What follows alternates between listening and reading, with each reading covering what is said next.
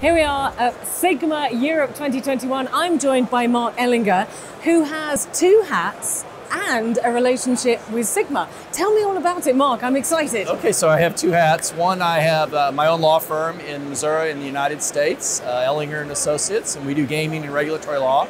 But I'm also the president of the International Masters of Gaming Law, which is the preeminent organization of gaming lawyers across the globe.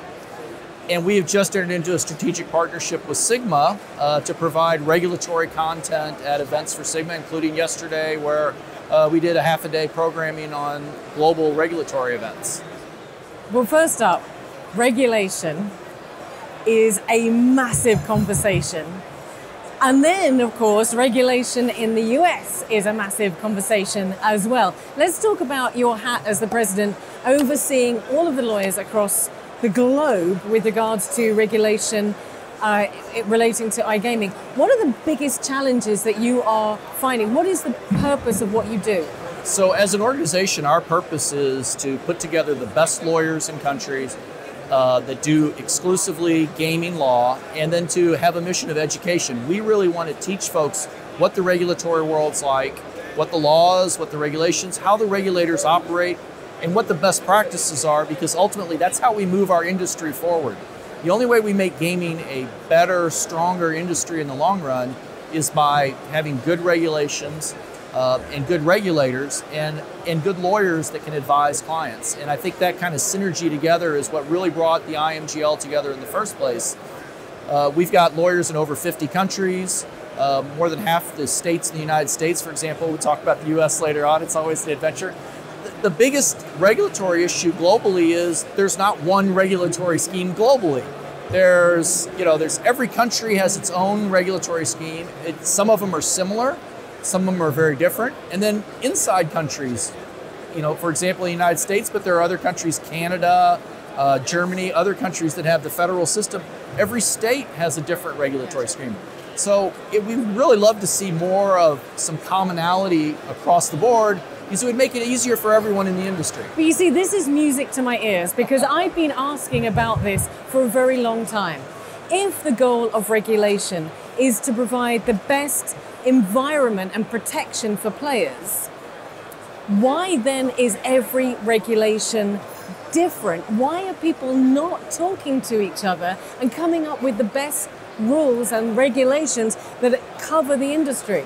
Well, I think there's a lot of reasons that go into that. Some of it's just the history of the industry. Okay. In different countries, gaming has a different reputation. Some countries it's been around forever and it's viewed as just a normal part of the economy.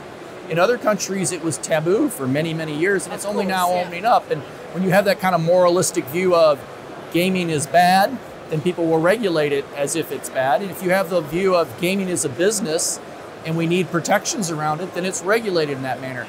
Ultimately, gaming is a business. Fortune 500 companies all over the globe are involved in gaming.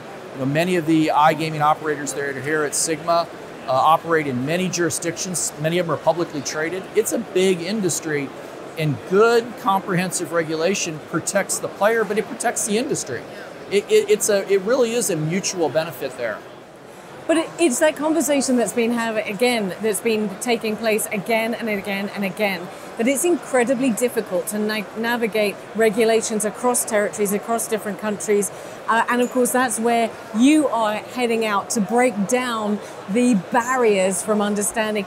Can I ask you, a lot of people are now talking about moving into the US. It's the buzzword at the moment. And you mentioned yourself, of course, you've got 50 states. Every state is introducing different regulation. And I understand what you're saying is that obviously as new countries come along, they're bringing the regulation because there's a timeline there that is not linear, but it's happening sequentially after each other. Do you see that there will be a point where regulation could be unified, or at least best practice? Is that the goal? Is that what we're looking for? I think best practices are ultimately the best we're going to get. We're never going to get truly unified regulation.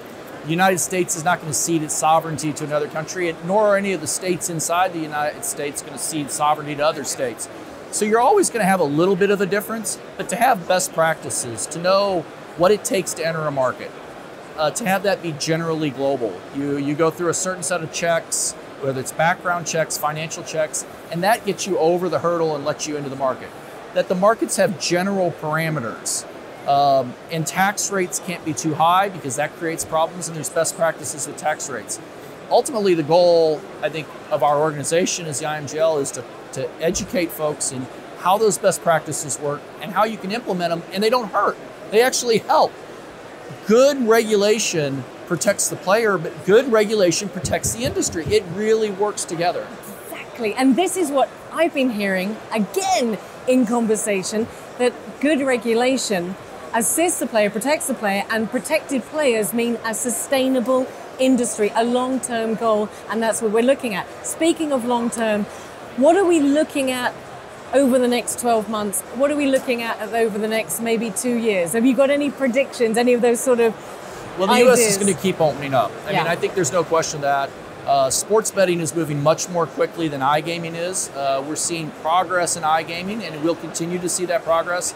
Sports betting in the last several years has really exploded in the U.S., and I think we're going to see some big developments in the next year in new states coming online, states that maybe people weren't expecting, states with large populations. Any clues? You're being very elusive there. You know, let's just say there's a couple of big states that have a lot of professional franchises that are likely to have sports betting in the next year or two, and some of those states will migrate into iGaming. I think Florida is a great example of that. A state that is going to, has Indian casinos, is now going to have sports betting and iGaming through the tribes, and I think that's, it's the third largest or fourth largest state in the country, depending on which way you count them. And that's a huge impact. But you should look at Texas, you should look at California. Those are states that, particularly Texas, they're sports crazy.